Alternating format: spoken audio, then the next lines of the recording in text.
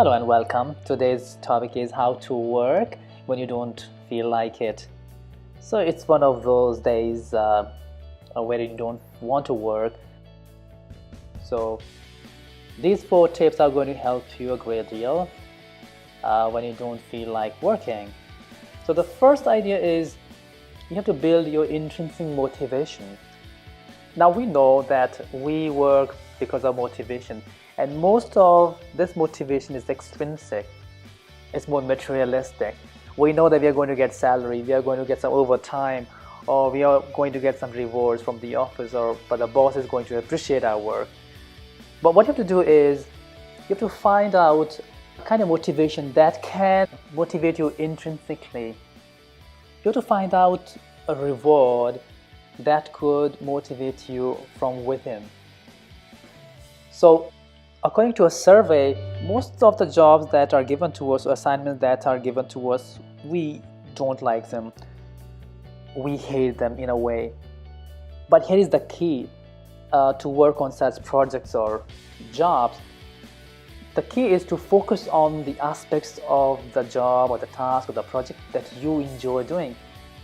Because if you are working somewhere, you do like some aspects of your job more than the other aspects. And that brings me to the second idea, that is finding more effective rewards. Yes, the foremost thing is to build intrinsic motivation, but you need to work on rewards as well. You need to find out what rewards you're going to get after finishing your project or after meeting your deadline.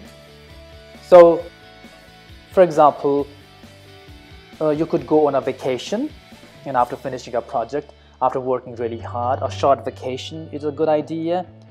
Or if you could buy a gift for yourself. The problem is, after working on a project and going on a vacation, when you come back, you need to work harder.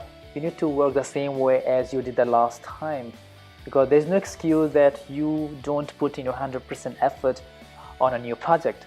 So make sure that rewards help you make more efficient in the future as well. They make your journey towards your goal easier and faster. The third one is maintaining that motivation.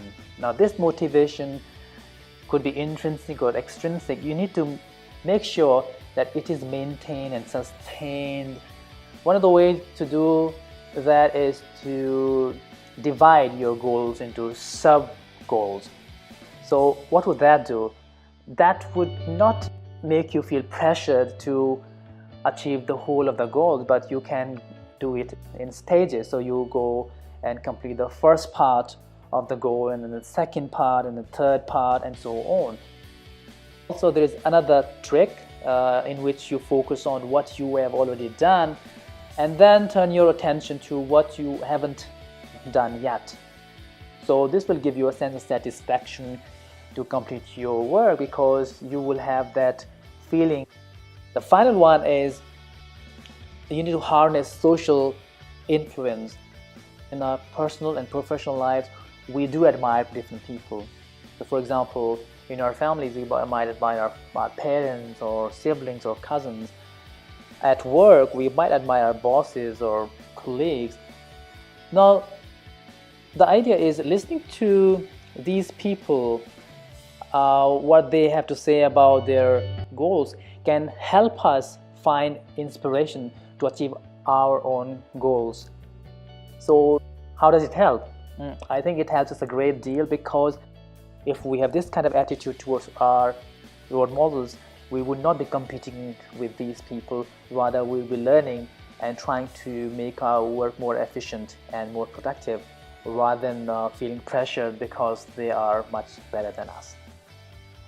So that's all for today. These 4 tips, I'm sure these are going to help you a great deal at work, or maybe some of these things you can use in your personal lives as well. So stay tuned. I'll be back soon. Enjoy yourselves. Bye.